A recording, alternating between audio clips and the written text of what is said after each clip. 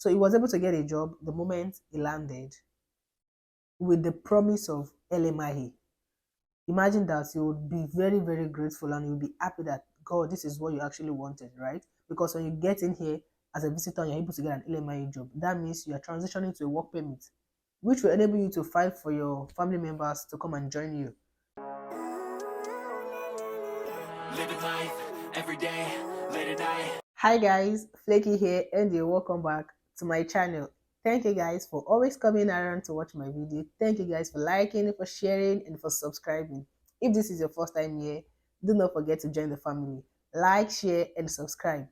So guys, today we are still on visitor visa palaver. I belong to a group, and on this group, I experienced something that was actually heartbreaking. I got a story from our group members. We have a group of Nigerians here in Canada. So this person shared a story of our experience. He came in with a visitor visa not so long ago, and immediately he landed, he was able to get a job. Not like, let's say KSL, but you know when you say immediately, maybe like 2 weeks, 1 week, because when people are still here looking for a job for 1 month, if you're able to get a job within 1 week or 2 weeks, it will still be termed immediately because you are still very fresh, right? So he was able to get a job the moment he landed with the promise of LMIA.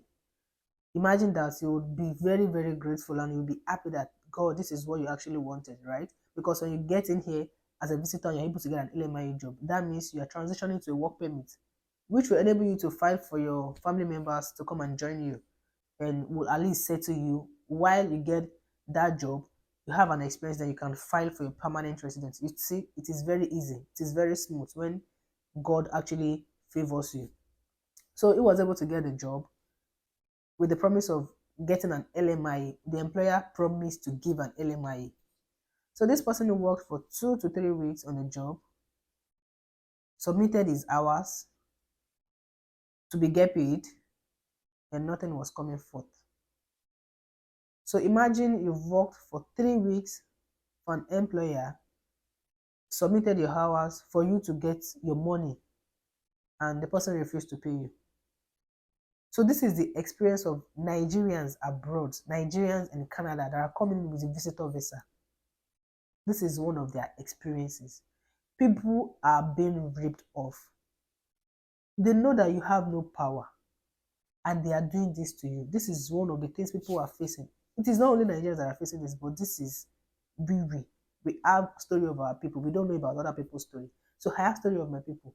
So many other people have story that they are sharing. So guys, please learn from this. We are not here to say don't come. Nobody is advising you not to come. Definitely not me. I would never advise anybody not to come in to Canada with whatever means you think is right for you. It is your decision to think, okay, I want to go. And it is based on your pocket too, because I know some people do not actually want to come in with a visitor. But they have to make a move. They have to do what they have to do. But guys, please, while you are trying to do what you have to do, be wise in your decision. Like, think strategically. Things are happening, guys. Crazy things are happening, and I'm saying this because I know. And this is just an example. So many other things are happening that God knows what people are passing through in this country. It is not easy. So this person promised to get an LMIA for this immigrant. Then after working for 3 weeks, the employer decided not to pay. And this so-called immigrant cannot complain. You can only hand over this person to God because you do not have any right to work in the first place. So this is one of the things. People are being raped. People are being extorted. People are being used. They are being used. This person just strategically used this immigrant for nothing's sake. They just use this person for nothing's sake. And according to this story, the man is stranded. He got this job, hoping to be able to settle some of the debt he had back home. So imagine you having to get a loan or borrow money to come in as a visitor. Then you get in here, work, and did not get paid. You cannot complain to anybody because you are at fault. So you only have to leave this employer to the hand of God. I have actually made a video about visitor visa before. I made a video. I tell you what to do. Like, I tell you how to prepare your mind just in case some things happen. I told you what to look out for.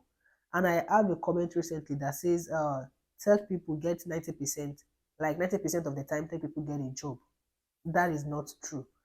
Guys, please do your research. I'm not here to advise or to persuade or to dissuade. No. I'm here to share my thoughts. I'm here to share what I know. I'm here to share my opinion. So, however you take it solely depends on you. People are here that are tech savvy. Remember that same job role you think you have, or that same job role you think you are the master at. So many people are here that are also master at such a role. So you are coming as a project manager, you are coming as a cyber security personnel. There are thousands of cyber security personnel here. Some students are actually coming in from their home country, spending thousands of dollars to come and learn that same cybersecurity or whatever tech role you think you might know about. They are coming in here to learn such roles, and after graduation, you think they will not get a job, and you will get a job. Just remember, I'm not saying you will not get a job when you get in here. There is this place of grace. There is a place of grace in everything, but try to be realistic even in your optimism. Be optimistic. Uh, yeah, be optimistic. It is actually good to be optimistic, but be realistic because optimism will not get you anywhere when you're not realistic.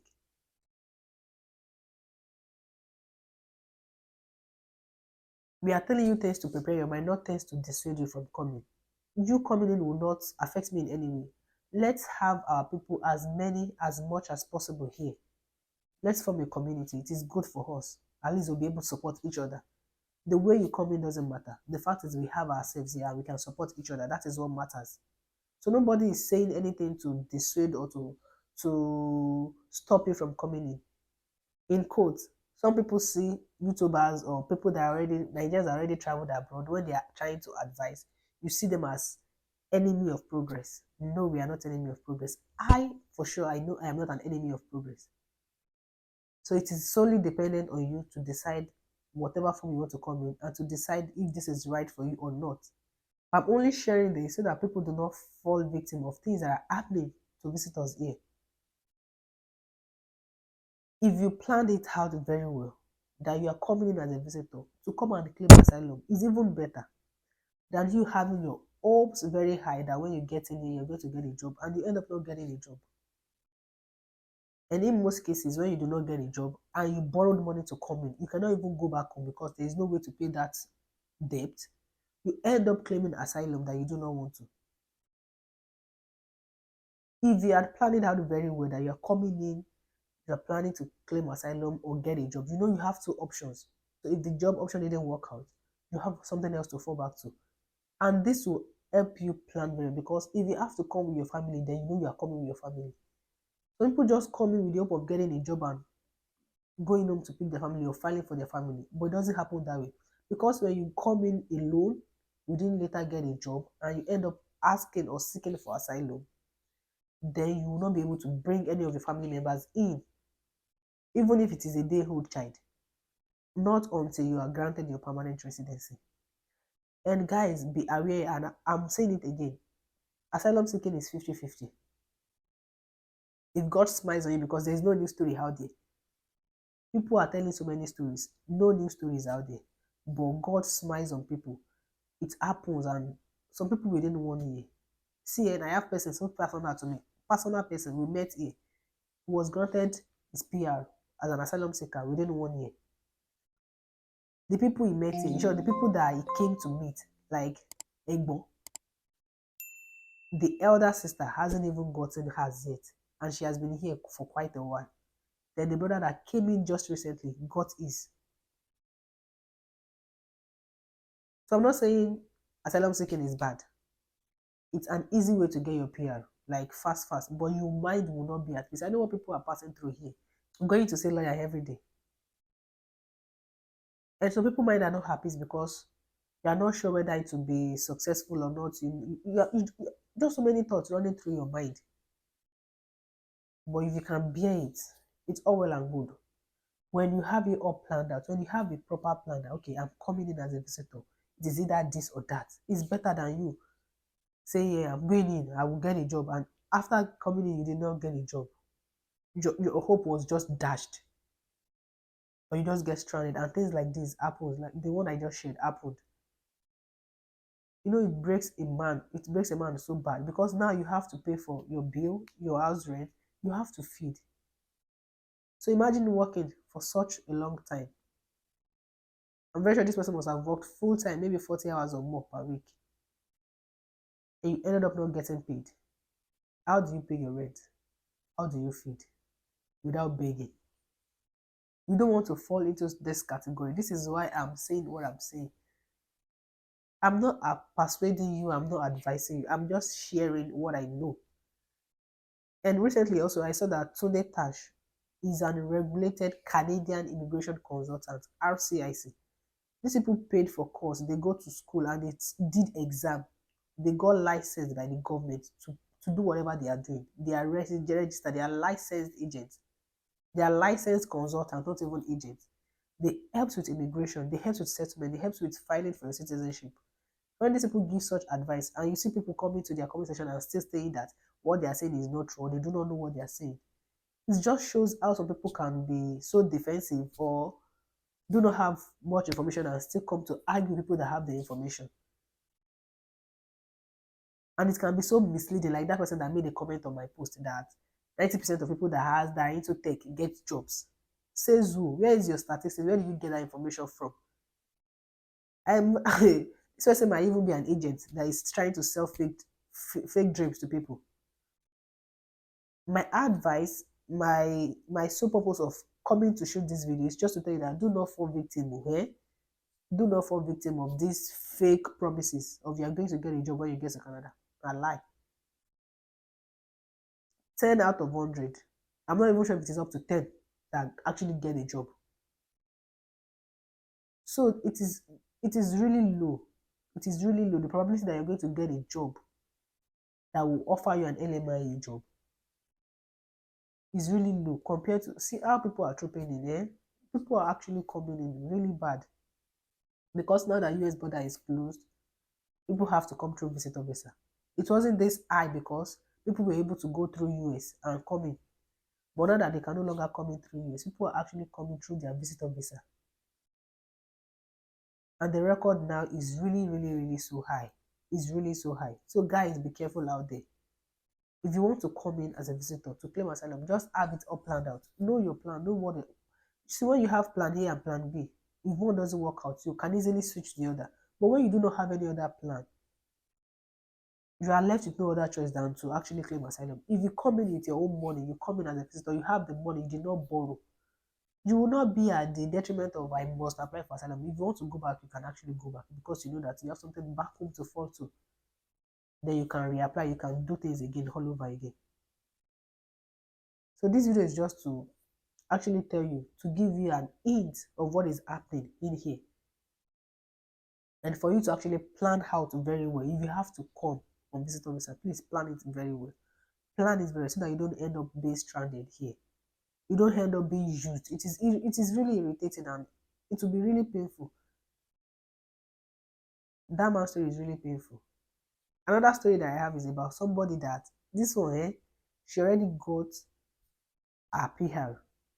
She came in, claimed asylum direct, like straight on, asylum seeker straight on from US.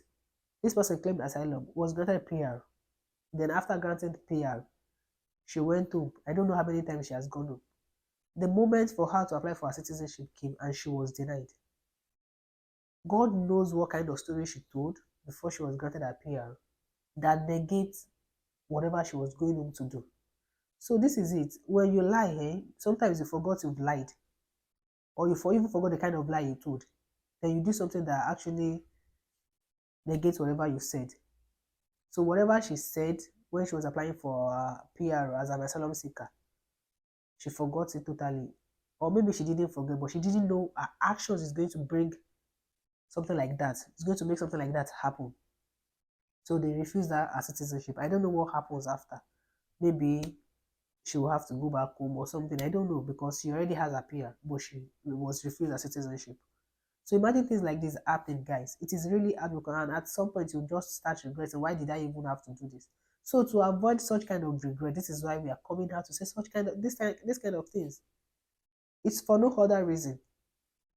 We want you here. We want us to survive together. We want to strive. Please come and let's strive. But plan it out very well, guys.